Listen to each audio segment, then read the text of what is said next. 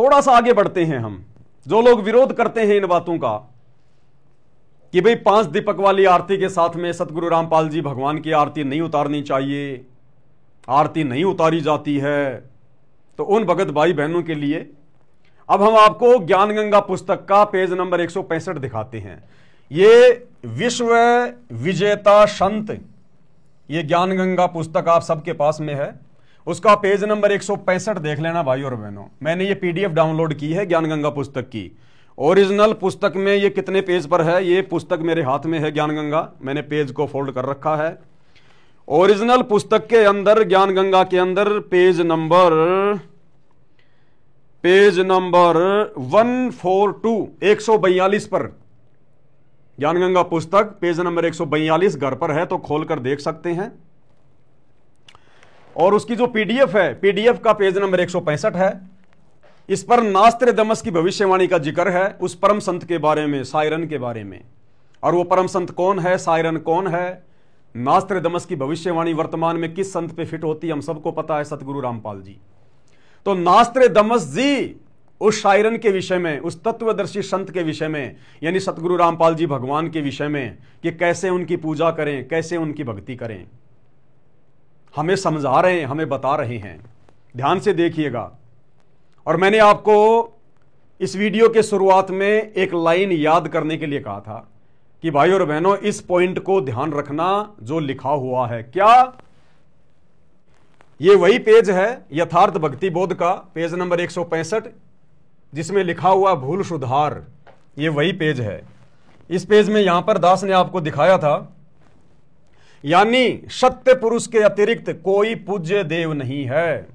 सत्य पुरुष के अलावा किसी की पूजा नहीं करनी चाहिए। कोई संसार में पूजा के योग्य नहीं है एकमात्र सत्य पुरुष के अलावा। अब सत्य पुरुष कौन है हम सब जानते हैं, कबीर भगवान है। कबीर भगवान वर्तमान में सतगुरु रामपाल जी हैं। तो एकमात्र सतगुरु रामपाल जी के अलावा इस दुनिया में कोई भी पूजा के योग्य नहीं है। ये लाइन आप ध्यान रखना। ये अब ज्ञान गंगा पेज नंबर 142 और पीडीएफ का पेज नंबर 165 जो दास आपको दिखा रहा है उसमें काम आएगा कि किसकी पूजा करनी चाहिए। यानी सत्य पुरुष के अतिरिक्त कोई पूजा के योग्य देव नहीं है। कौन कह रहे हैं? गुरुदेव भगवान कह रहे हैं। अब वापस चलते हैं भाई और बहनों, हम ज्ञान गंगा पुस्तक की पीडीएफ के पेज नंबर 165 के ऊपर ये आ गई।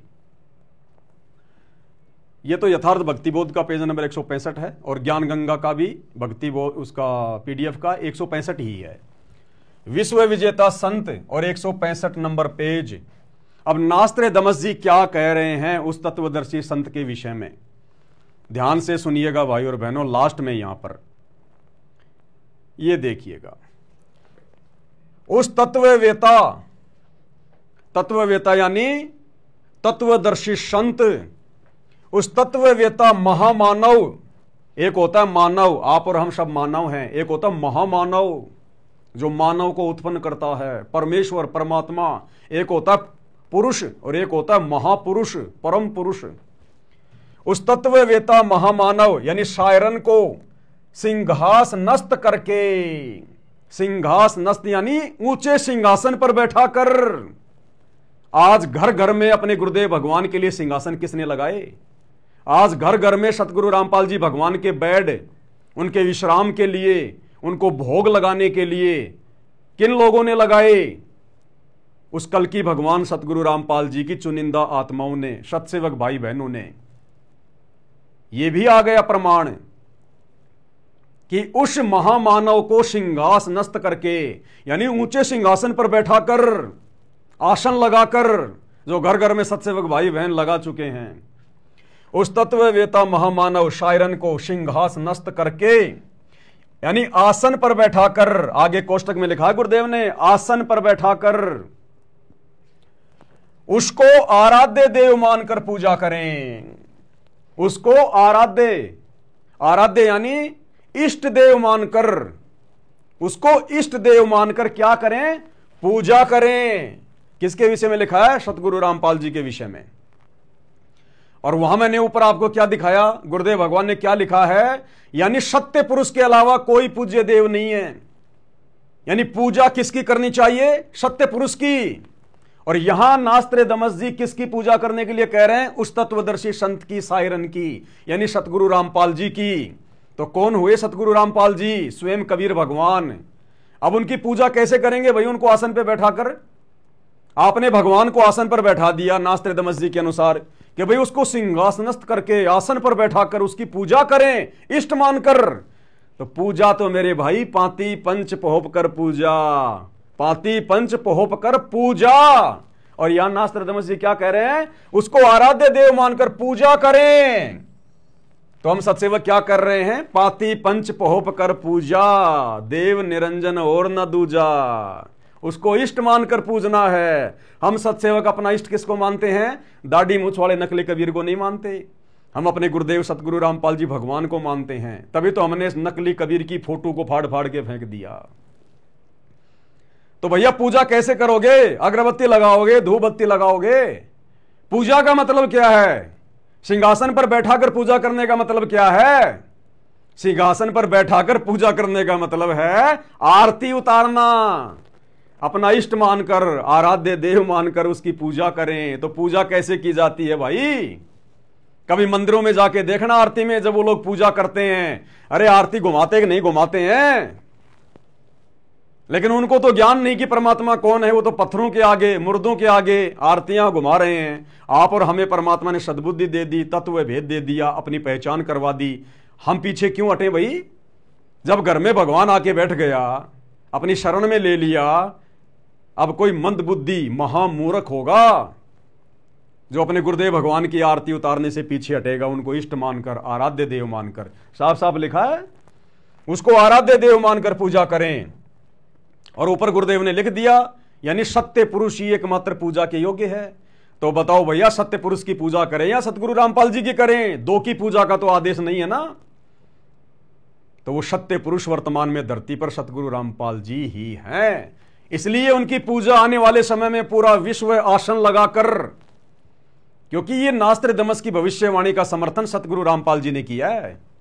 गुरुदेव ने अपने कर कमल से ज्ञान गंगा पुस्तक में लिखा है, ये कभी झूठा नहीं हो सकता कि आसन लगाकर, ये देखो उसको सिंहासनस्थ करके, और कोष्टक में गुरुदेव ने लिख दिया आसन पर बैठाकर।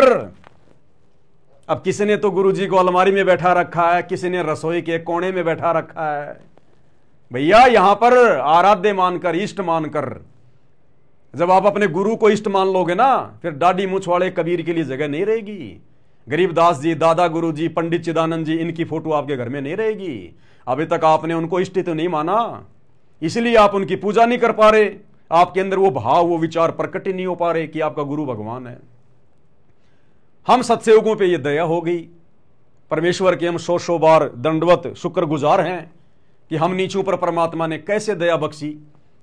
गरीब ऐसा सतगुरु हम मिला, ज्ञान योग दिया खोल, ज्ञान योग खोल दिया गुरुदेव भगवान ने हमारा। रजा बख्शी, खोलना ही था। कलयुग की पिछली पीढ़ी है, किसी ने किसी का तो खोलेंगे। परमात्मा जीव का तो खुल नहीं सकता अपने आप। अगर जीव का अपने आप ही ज्ञान योग खुलना होता, गुरु को परमात्मा के रूप में पहचानना होता, तो लाखों युग बीत गए, अनंत युग बीत गए, आज से पहले पहचान लेते, नहीं पहचान पाया कोई। इसलिए परमात्मा ही रजा बख्शता है जब आत्मा के संस्कार उस लेवल पर पहुंच जाते हैं युगों युगों के बाद कि साधु सेती मस्करी चोरा नाल खुशहाल और मल अखाड़ा जीतेंगे युगन युगन के माल। तब परमेश्वर अपनी उन प्यारी आत्माओं की, गुरुमुखी आत्माओं का ज्ञान योग खोलते हैं, अपनी पहचान करवाते हैं। तब उन आत्माओं को दृढ़ विश्वास होता है कि गुरु ही भगवान है, गुरु ही परमात्मा है। तो यह विधि वर्तमान में केवल साध संगति में शुरू हुई है और आने वाले समय में पूरे विश्व में शुरू होगी। अन्यथा फिर नास्त्र दमस की भविष्यवाणी फेल हो जाएगी। अन्यथा फिर नास्त्र दमस की भविष्यवाणी का क्या मतलब हुआ कि उस तत्ववेता संत को आराध्य मानकर, आराध्य माने इष्ट मानकर, और आसन लगाकर उनकी पूजा करें। तो गुरु को इष्ट किसने माना? भगवान किसने माना? कबीर किसने माना? सत्सेवकों ने। गुरु का आसन घर घर में किसने लगाया? सत्सेवकों ने। और गुरु की पूजा कौन कर रहे हैं? पाति पंच पोहप कर पूजा केवल सत्सेवक। इसलिए दास कहता है कि यह साध संगति का जो मिशन है, यह सतगुरु रामपाल जी भगवान का मिशन है। यह किसी पवनदास नाम के 2 कोड़ी के कीड़े के द्वारा चलाया हुआ नहीं है। थोड़ी देर पहले वीडियो की शुरुआत में मैं तो जयकारा भूल गया, मेरी क्या औकात है। 3 दिन पहले हमने क्या सब्जी खाई थी वो पता नहीं। कहते हैं गुरु रजा करे, गुरु मेहर करे तो कागा से हंस हो जाए, गुरु जिस पे भी अपनी दया कर दे मिट्टी से सोना बना दे। हम जीवों की औकात नहीं है, सत्सेवकों की औकात नहीं है, राजा महाराजा देव महादेव की औकात नहीं है। सतगुरु जिस पर चाहेगा उस पर रजा भरा आशीर्वाद बख्शेगा। तो ये विधि वर्तमान में सात संगति में शुरू है, और सात संगति सतलोक के लिए सतगुरु रामपाल जी भगवान का ट्रेनिंग सेंटर है। दास बार बार बोलता आ रहा है। आज भले आप विश्वास ना करो, साल 2 साल बाद आपको नाक रगड़ रगड़ के विश्वास करना पड़ेगा, रगड़ रगड़ के, जब परमात्मा ठप्पा लगा देंगे हिसार जेल से आके कि हाँ ये सात संगति मेरा यथार्थ तेरवा कबीर पंथ है। और यहां तो स्पष्ट हो ही रहा है समझदार आत्मा के लिए। तो ये क्लियर हुआ भाई और बहनों। अब हमारे मन में कोई शंका नहीं आनी चाहिए कि सतगुरु गलती करता है, सतगुरु से अनुवाद करते समय भूल हो गई। ये मन में भी भाव प्रकट नहीं होने चाहिए, विचार प्रकट नहीं होने चाहिए हमारे। और सतगुरु ऐसी लीला अनेकों बार करता है, चाहे लिख दे चाहे बोल दे, बात एक ही है।